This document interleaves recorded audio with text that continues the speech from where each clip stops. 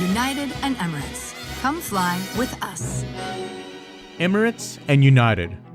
I'm sorry, what? They couldn't be any more different if they tried. To say they've had a rocky past is an understatement, but here we are.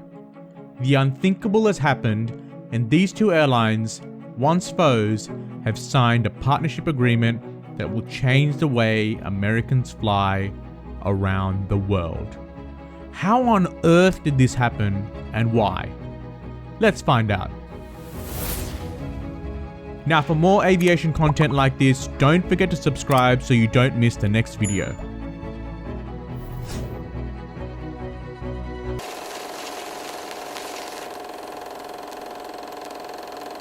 Take a look at this.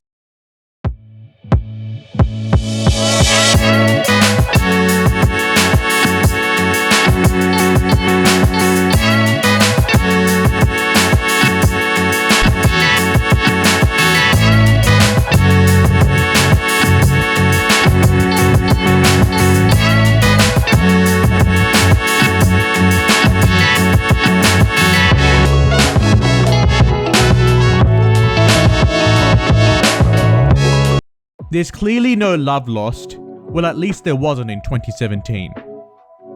Emirates was not happy with comments made by then CEO Oscar Munoz. US carriers, United in particular, were not happy with the subsidies the Gulf carriers were receiving from their governments. The Gulf carriers denied this and the relationship has been frosty ever since. You know who else hates Emirates? Qatar Airways, of course. It's well known that Qatar Airways and Emirates are fierce rivals and have had a lot to say about each other. And they aren't subtle about it at all.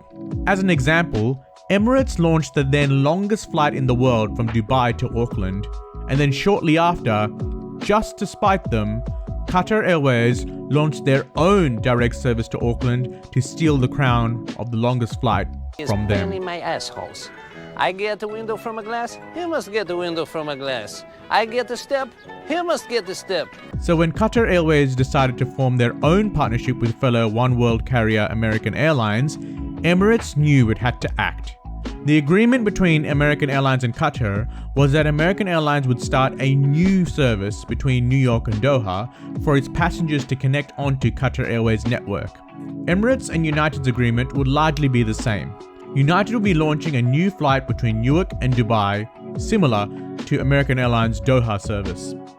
The four airlines will now go head-to-head in a war of allies on who can dominate the America to Asia/Africa market.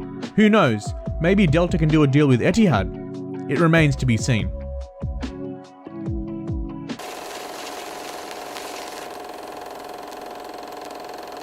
So unless you've been living under a rock, you'll have seen this earlier in the year. Now the war in Ukraine has been blamed for everything from the price of fuel to the price of 2-minute noodles. But the aviation sector has taken a particularly significant hit due to Putin's shenanigans. Russia has arguably the most valuable airspace in the world.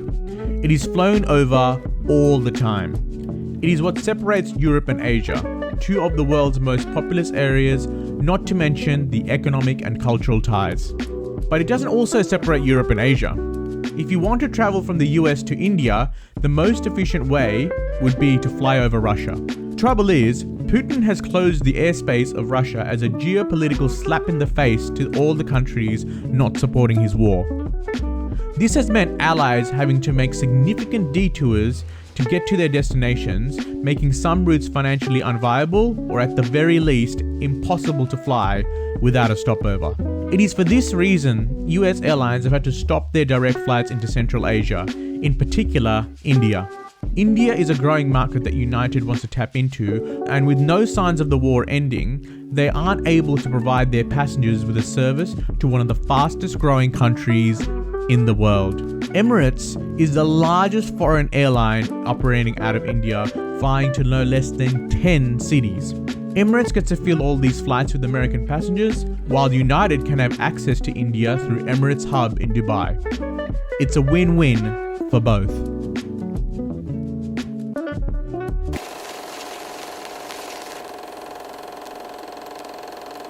Now, Emirates has always been insistent on not joining a global alliance, always being a firm believer in bilateral partnerships being more beneficial. but like its foe Qatar Airways, it may want to join a global alliance.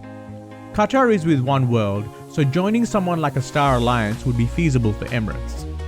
Emirates already signed a strategic partnership with fellow Star Alliance carrier Air Canada earlier this year to allow Canadians access to Emirates' vast network, in particular, the Indian market.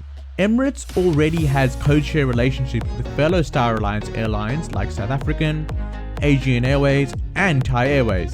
Emirates is practically halfway to joining Star Alliance, and with these two recent deals with two of North America's biggest airlines, it may just be a matter of time before they join Star Alliance.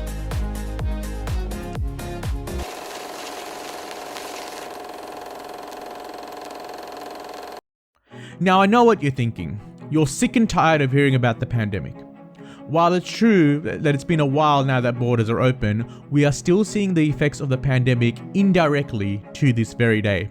I touched on this a lot during my video about why flights are so expensive right now. If you haven't seen that yet, I'll put a link down in the description below.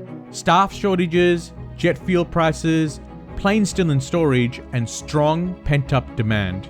This is a perfect storm that is making it difficult for every airline in the world, even ones as big as United and Emirates. At the time the pandemic started, Tim Clark, ever the visionary, flagged a partnership with a big 3 US airline, stating, "I would like to think that Emirates will get access to US partners. It would make absolute sense if Emirates dealt with one of the big 3 US airlines. Emirates would deliver a huge amount of business to whichever of the big 3 was selected. Working on a commercial basis, because we are the single largest producer in terms of available kilometers coming out of the Middle East spread into the United States. It's mutually beneficial." It's no surprise then that with border restrictions lifted and flying now back in full swing, that Emirates finally fulfilled Clark's wish and teamed up with United. There's no point in continuing their feud and passing up an opportunity such as this. Sometimes it takes a global pandemic to shut down the entire industry for the fiercest of enemies to become good friends. What do you think of this new partnership? Will it be successful? Or will American and Qatar have something to say about it? Leave a like and comment below. As always, thanks for watching, and until next time, keep flying high.